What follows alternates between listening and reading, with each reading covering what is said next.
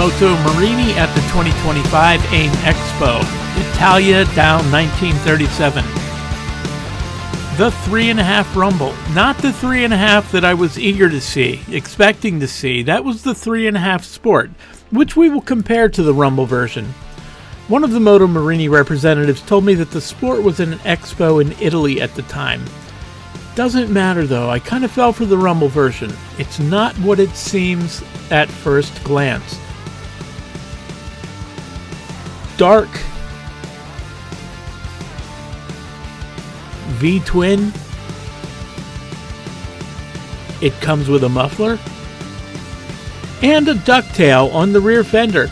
I was a bit put off by the ducktail on my first perambulation of the bike, but after some study I warmed up to it. It's kind of cheeky on a 350cc bike, but there are many far worse ways to terminate a rear fender, or mudguard for my international friends. I could probably show you 30 worse ways right now, but let's concentrate on the Rumble. Yes, it's supposed to be a cruiser, or at least evoke a cruiser spirit. The pillion seat is definitely sized for big American butts, a lot of them anyway. Sparkling metal flake paint and a Boffo filler cap lead to what appears to be the spare instrumentation required by a rider pretending to be an outlaw. But in reality, you light the little thing up and you've got a speedometer, tachometer, odometer, gear position indicator, fuel gauge, coolant temperature gauge, ambient temperature gauge, something that appears to be cruise control, though I haven't confirmed that, phone and signal monitor, and integrated navigation. It looks good too, doesn't it? The mirrors look a bit narrow to me, so it would almost certainly be a great candidate for bar end mirrors. The handlebars kind of tell their own story about the bike. Those aren't the handlebars of a lazy handling cruiser. They look like they mean business, like they were meant to turn the motorcycle rather than just a place to rest your hands while trundling along looking for the next bar. The upside down forks are also the business as far as I'm concerned. One of the things I really like about this motorcycle is that it seems like it would be a great pallet for luggage. I have a bit of a fetish for motorcycle luggage, I have to admit. The bags that Moto Morini offers for the Ciamezzo models would look fantastic on this bike. They use a really neat mounting system that slides over the pillion, so it should be easily adaptable to the Rumble, although I'm not so sure about clearance of the piggyback shocks. They also offer this Quadro backpack on the European site. It's great looking, but I don't know what it costs. Other Quadro backpacks are on the pricey side, to say the least. The 32.2 horsepower V-twin sends the power to the rear wheel through a Gates carbon drive belt. That might indicate a bit of pandering to the cruiser market, but I don't care. Belt drives are the perfect compromise between chain drive and shaft drive. I've had a couple of shaft drive bikes and they are just a little weird, a little unsettling in certain situations. Chain drives are also a little weird, in that between the seemingly constant cleaning and lubing and the crap that gets flung all over the bike, there is the occasional adjustment, which is never a satisfying maintenance task. I never ever feel like the slack is just right after adjusting the chain.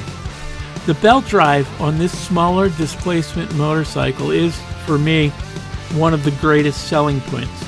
The sport version of the 3.5 Ciamezzo has a monoshock rather than the piggybacks. The power is the same at 32.2 horsepower at 8,500 RPM and 22.8 pound-feet of torque at 6,500 RPM. Engines are controlled by Bosch electronics. The Rumble has 16-inch wheels while the Sport has 17-inch front and rear, which contribute to the Sport's taller seat height at 31.1 inches versus the Rumble's 29 inches. The Rumble weighs 20 pounds more at 385 pounds dry weight, and it holds 4.2 gallons of fuel versus 3.9 gallons for the Sport. LED lighting all around for both of them. I remain mystified about the different LED light patterns on different motorcycles. I'm not sure whether the patterns are purely for style or if there is no genuine consensus about which pattern is the best for illuminating the area in front of the motorcycle. The pattern on the rumble looks pretty straightforward to me, another positive point. The fly screen seems a bit odd to me. It looks like it's an invitation to put ghastly stickers on your motorcycle. Of course, I would put on a really cool sticker that everybody else would think was ghastly and stupid, but they would be too kind to hurt my feelings by pointing it out. On second thought, no, I don't have any friends that would hesitate to be unkind about my choice of sticker. And then there's the muffler, which is not outrageously oversized as so many quote cruiser unquote mufflers are these days. It's as though most cruiser muffler designers are worried that they're going to have to walk around a locker room with them. Most look ridiculous, but this one's okay, attractive even. And are those chamfers at the exit? I want to call this muffler chamfered, but I'm not sure that's the correct term. I even looked up chamfered, but apparently I'm not bright enough to understand the definition. Please leave a comment if you know what those ridges are called. This so-called chamfering appears again on another Moto Morini that we're going to look at in just a moment, and I think it was the coolest exhaust I saw at the Expo. Definitely on one of the coolest bikes I saw at the Expo. Moto Morini opened the media presentation with the drum line from the Del Sol Academy. They were impressive performers. The reps really wanted to emphasize something in particular, though. Listen to the rep Chris for a few seconds as he opened the presentation. Ciao media e rivenditore. Benvenuti in Moto Morini. Fondato Italia del 1937. Moto Morini nel campo della qualità dello Stalia Italia. Media, dealers, thank you for joining us today at Moto Morini, the legendary Italian brand founded in 1937, known for high quality, performance, fine craftsmanship, and of course, unmistaken Italian style. The reductionist version of that is more meatballs, less lo mein. We're moving towards the custom scrambler that was designed in-house by Moto Morini. I fell pretty hard for this scooter, perhaps because I lacked the imagination and creativity to envision the stylistic elements coming together in such a stunning, cohesive way. Bright orange and color-shifting camo has never looked so good together.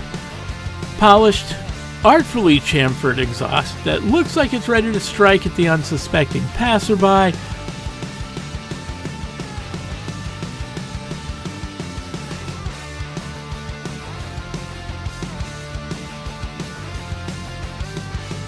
Beautiful custom painted tampon holders.